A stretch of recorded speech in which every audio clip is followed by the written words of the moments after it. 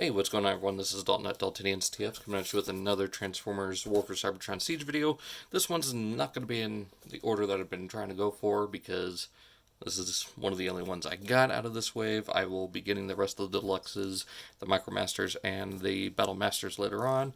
But let's start off with the one I've been looking forward to the most, and that is, well, one of the most. And that is going to be the S-21 Deluxe Class Ironhide right here. So, there's that. Some artwork on the side of the packaging. Him showing off with Traxodon and Aimless. And yeah, that's pretty much it. So, get that out of here. Now, real quick, as you might have saw from the thumbnail, that isn't false advertising. Well, okay. It's just him with a bunch of weapons. This is the only one he comes with. Though, I do have this little missile launcher that came with the Construct Bots Ironhide that I got a few years ago.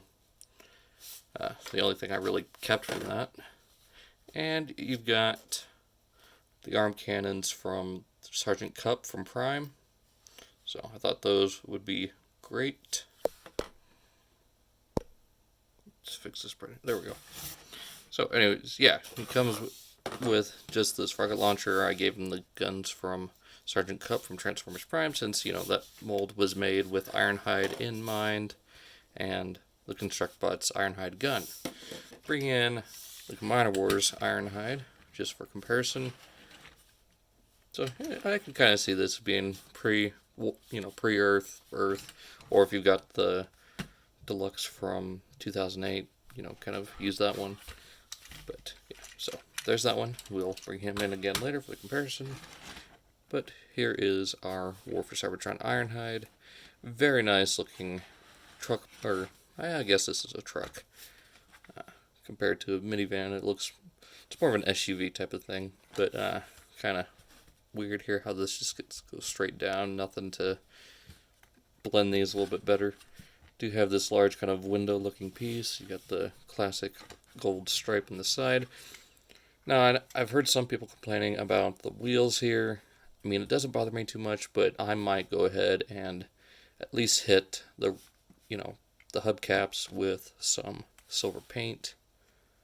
I do like the cannons up here on the front bumper. That looks really good. And you get kind of that G1 toy Ironhide where the face is kind of sticking out, just like with the Masterpiece. It'd be really cool if Toy Hex was to create just a little tiny sticker on the back of his head that looked like the old toy sticker. But that's just me. For the weapon, you have his, what are they calling this? The W35LR Doom Blast Forge Launcher. And it's the same way from going from missile launcher to hammer. You do have some nice, probably the best dry brushing so far all over this thing. Would have been nice if they hit the front of it a little bit more, as if it's been smashing the enemies, maybe a little bit more, probably some black paint back here, just swinging and everything. So put that off to the side, and you can actually arm up this vehicle mode quite a bit with these. What I like to do is open this up and put the launcher right there. Let's go ahead and put this one right here. Put that one up there like that. And there you go, and then you got more ports here on the side and on the back. If I had 6-gun, I'd show it off. I'll probably show it off when I do get 6-gun, but there he is so far. And while we're here, we might as well go ahead and get into the transformation, because we're already 4 minutes in, and I've just been focusing on the vehicle mode. So go ahead and open that up. Bring out these panels here on the side. Whoop. And that is one issue that I've heard a lot of complaints about. It doesn't bother me too much. It's a little annoying, but in the end, they're just friction tabs. It's not a big deal. If you really want to fix it, just put a little bit of floor polish, or do that pin trick that PRAAIHHM did with his Starscream. Just be careful. That's all I can say. So, from here, go ahead and bring down the bumper. Go ahead and open up that. Oh, no, it's not going to do anything. So, go ahead and swing this whole section around. split the legs. Go ahead and close up this panel here, filling that up. And there is a small tab right here with a little slot right there. Just tab that in, and from here, let's go ahead and split the arms, bring them around, and if you want to, you can consider that your G1 toy Ironhide. So there you go. Go ahead and open this panel up.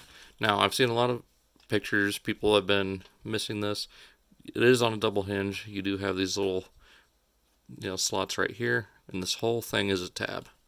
So just bring this up, and it will tab right into there, giving you that more square chest as opposed to that which is kind of covering up his face.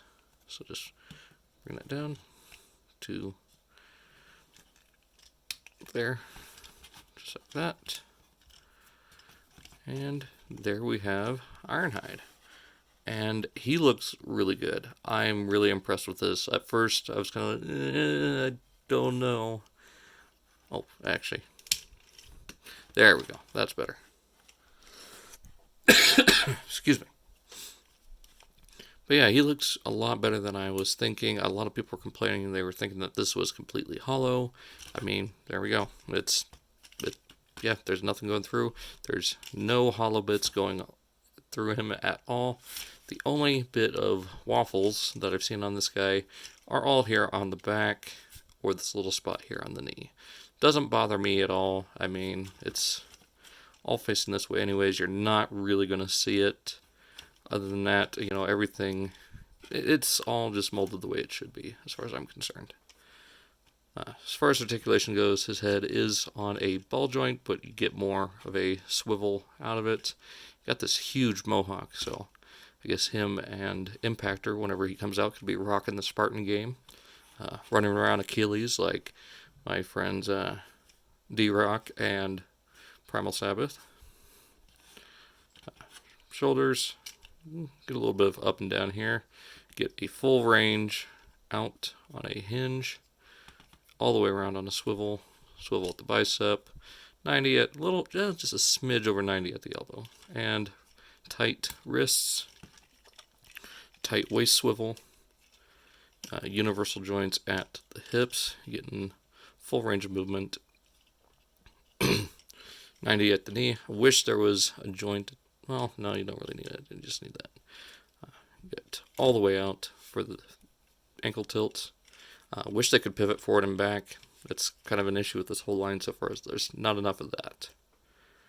So, as far as his weapon, here is a rocket launcher, which doesn't look too bad. I mean, he can't bend his elbow, but it works as kind of a bazooka for him.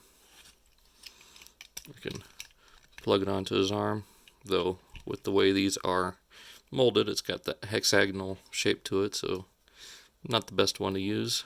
So, or you can have him kind of walking around with it, just casual, or just bring this down, and then he's good to bring down the hammer. So you can have him using it like that, which looks a little goofy. It looks better here. Now actually it looks like he's going to do some damage. Now, as a rocket launcher,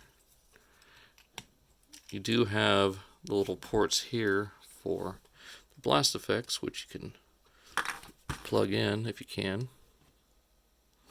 You just barely fit there. I think this one will fit better. Yeah, that one fits better. Actually, it looks like a rocket being launched out. And as a hammer, go ahead and put it back in his hand. You can plug these ones back here, so it's got like little thrusters propelling it forward, kind of like Prime did and animated with his little rocket thruster on his axe. And as far as the other weapons go, let's go ahead and put this. You can bring this down like that. Plug it in here to his shoulder. He's got an over-the-shoulder launcher, so you can do that. Let's give him his gun here. Actually, let's put that right there. Kind of get a asymmetrical thing going on. And put these cannons on his forearms, which I think I'm going to go ahead and paint these silver just to fit with him a little bit better. But there he is, you know, with all of his weapons. I mean, you can arm him up out the wazoo. I mean, you got more ports here, here.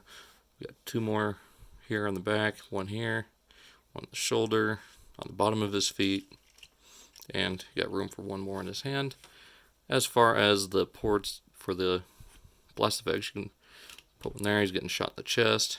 It'd be funny if they had 1 for the back of his head, you know, getting shot by Megatron. Got 1 for his shoulder here, which doesn't seem to fit very well. Don't know if it's just these or... Yeah, these don't want to fit. Let's see, where's he got some more at? I think that's... Yeah, just those 3. That's weird. You'd think you'd have more. Anyways, so let's go ahead and bring in Ironhide real quick. And here he is with the Combiner Wars Ironhide.